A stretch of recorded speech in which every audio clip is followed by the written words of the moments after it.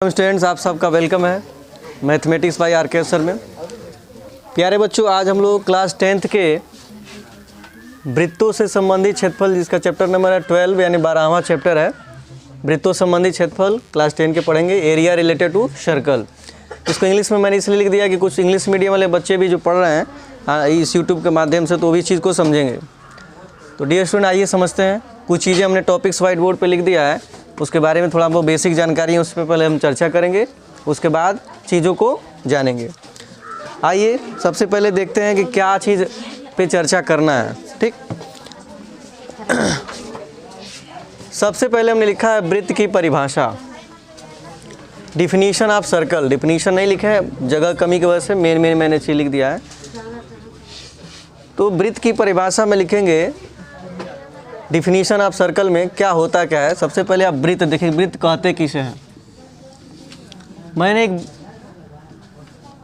एक आकार बनाया, आकृति बनाया है व्हाइट बोर्ड पे, जिसको ध्यान से समझेंगे।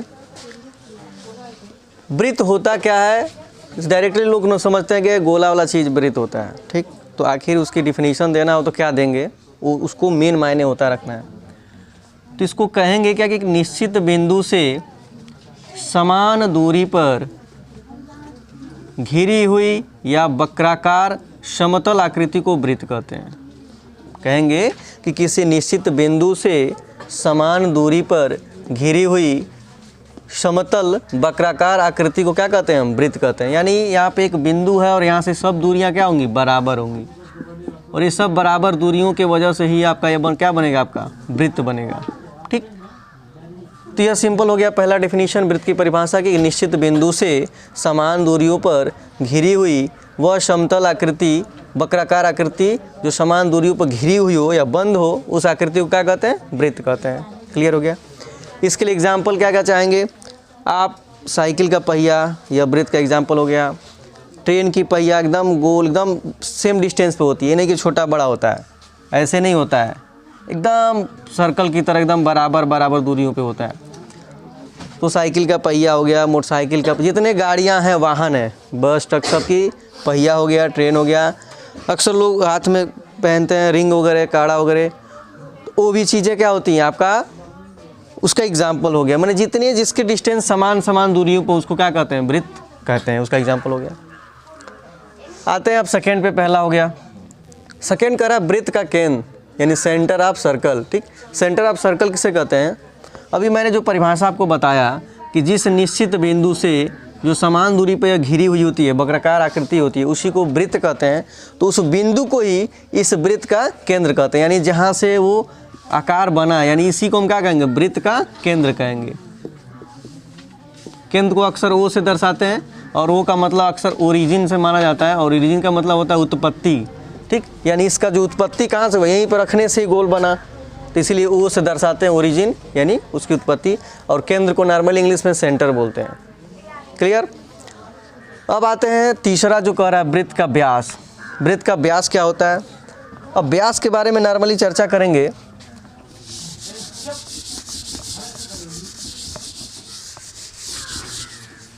वृत्त का व्यास किसे कहेंगे, उसको समझेंगे। यह बन गया आपका वृत्त। ठीक,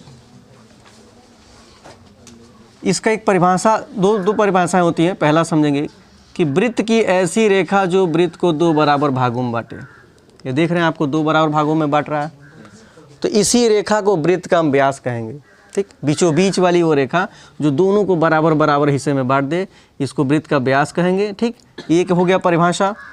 दूसरी परिभाषा होती है कि जो आपका त्रिज्या होता है, वृत्त की त्रिज्या अभी आगे दिए हैं, अभी इसको डिस्कस करेंगे, लेकिन उसका इसमें रिलेटेड है, संबंध है, इसलिए उसको पहले बता रहे हैं कि जो वृत्त की त्रिज्या का मान होता है उसका दुगुना कर दें, यानी यह जितना है, अगर मान लिया 5 सेंटीमीटर का है तो 10 कर देंगे, तो यह वृत्त का व्यास हो जाएगा।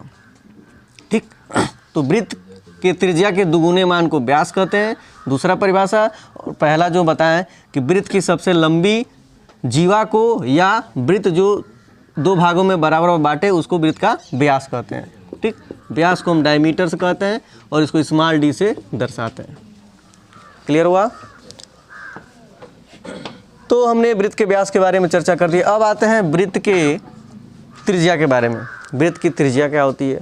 Radius of circle. Radius of circle होता क्या है कि यानी सेंटर से, यानी इस केंद्र से परिधि, यानी जिसको सरकमफ्रेंस भी बोलते हैं, इस जो पूरा हिस्सा है ना गोला, किनारे के कहीं भी पॉइंट कहीं भी कहेंगे, इसको हिंदी में बोलते हैं परिधि। क्या बोलते हैं? परिधि। और इंग्लिश में इसको बोलते हैं सरकमफ्रेंस। सरकमफ्रेंस। इंग्लिश मीडियम वाले बच्चे इसको सरकमफ्रेंस के माध्यम जानेंगे और हिंदी मीडियम वाले इसको परिधि समझेंगे। तो परिधि बोलते हैं, यानी इस केंद्र से परिधि के बीच की दूरी को हम नॉर्मली वृत्त का त्रिज्या कहते हैं और इस त्रिज्या के मान के दुगुने को हम व्यास कहते हैं। तो यहाँ से यहाँ तक कह दिया जाए तो उसको आर, यानी त्रिज्या को हम आर से दर्शाते हैं, स्मॉल आर से, और इंग्लिश में रेडियस बोलते हैं, जिसको हमने इस व्हाइट बोर्ड पे लिखा हुआ है। तो समझ गए आप लोग? यानी केंद्र से यहाँ से यहाँ तक दूरी कह देंगे तो त्रिज्या, इसी का डबल कर दें तो वृत्त का व्यास। क्लियर? अब आते हैं वृत्त की जीवा के बारे में। जीवा किसे कहते हैं? Chord of circle.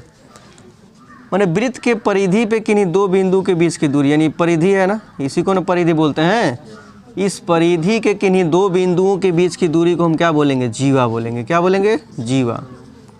और जीवा को इंग्लिश बोलते हैं कॉर्ड। क्या बोलते हैं? कॉर्ड। यानी दो पॉइंट है, मान लीजिए यहाँ पे ये पॉइंट है और यहाँ पे बी पॉइंट है, इन दोनों के बीच की दूरी को हम क्या कह देंगे? जीवा कहेंगे। ठीक, ये हो गया जीवा।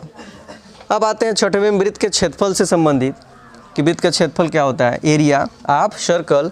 तो वृत्त का क्षेत्रफल का फार्मूला आप होता क्या है? आपका होता है पाई आर स्क्वायर। पाई का दो तरह का मान होता है। पाई को रेडियन में बोलते हैं 180 अंश, और पाई का मान एक होता है भिन्न में 22/7, और उसको दशमलव में बदलना हो तो 3.14 होता है।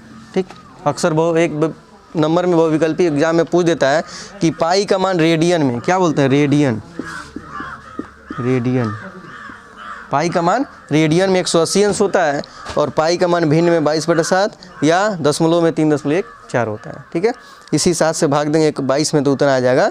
अरे 7 × 21 हो गया, एक बचा, दशमलव लगाएंगे 0 10, 7 × 7, फिर ऐसे करके आगे 2-4 अंक तक, लेकिन 2 अंक तक ही माना आता है 3.14।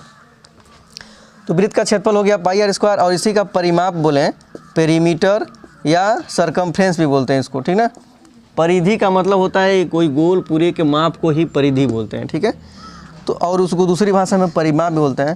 तो उसका फार्मूला होता है 2πr, यानी 2 × पाई × आर मतलब होता है रेडियस, त्रिज्या का मान रख देंगे और उसका दुगुना करके पाई से भी मल्टीप्लाई कर देंगे तो आपका वृत्त का परिमाप हो गया। क्लियर? तो ये नॉर्मली चीज़ें हैं, एक बार और आपको रिपीट कर देते हैं समझने के लिए। सर्कल क्या होता है कि एक निश्चित बिंदु से समान दूरी पर घिरी हुई वह वक्राकार आकृति जो समान दूरियों पर घिरी होती है उसको क्या कहते हैं? वृत्त कहते हैं, यानी सर्कल। सेंटर, जहाँ से वह सर्कल बनता है, वृत्त बनता है, उस बिंदु को, उस पॉइंट को हम वृत्त का केंद्र यानी सेंटर बोलते हैं। डायमीटर, यानी वह लाइन, वह रेखा जो सर्कल को, वृत्त को 2 बराबर भागों में बांटे, उसको वृत्त का व्यास यानी डायमीटर कहते हैं। दूसरा परिभाषा, त्रिज्या के दुगुने मान को हम क्या कहते हैं? व्यास कहते हैं। क्लियर? रेडियस आ गया, यानी वृत्त की त्रिज्या, तो वह आपका सेंटर से और जो सरकमफ्रेंस है यानी परिधि है उसके बीच की दूरी को हम क्या बोलेंगे? आपको त्रिज्या बोलेंगे, जिसको आर से दर्शाते हैं, स्मॉल आर से। जीवा है, तो जीवा यानी किसी वृत्त के किसी दो पॉइंट के बीच के डिस्टेंस को क्या कहेंगे? हम जीवा कहेंगे, कार्ड कहेंगे। वृत्त का क्षेत्रफल होता है आपका पाई आर स्क्वायर, इसको लर्न करना पड़ेगा, और वृत्त का परिमाप 2πr। क्लियर? तो नॉर्मली इतना आपका डिफिनीशन हो गया। इसको आप लोग कॉपी पे नोट डाउन करेंगे, समझेंगे, और पूरी चीज़ बहुत बड़ी चीज़ नहीं, बेसिकली आप लोग इसके पहले भी पढ़ते आए हैं, और एक मैक्सिमम 6, 7, 8 से ही स्टार्ट हो जाता है, और आगे भी कई क्लासों में इसकी आवश्यकता पड़ती है। तो इसको समझें पूरा, और कोई भी चीज़ हो तो उसको आप कमेंट बॉक्स में समझने का प्रयास करें, पूछें, और अपने इस वीडियोज़ को अपने दोस्तों में अक्सर शेयर करें और सब्सक्राइब करें, ताकि आने वाले मैक्सिमम चीज़ों की नोटिफिकेशन आपको मिलती रहे और आप यूपी बोर्ड संबंधी जानकारी आपको हासिल हो। Okay, thank you.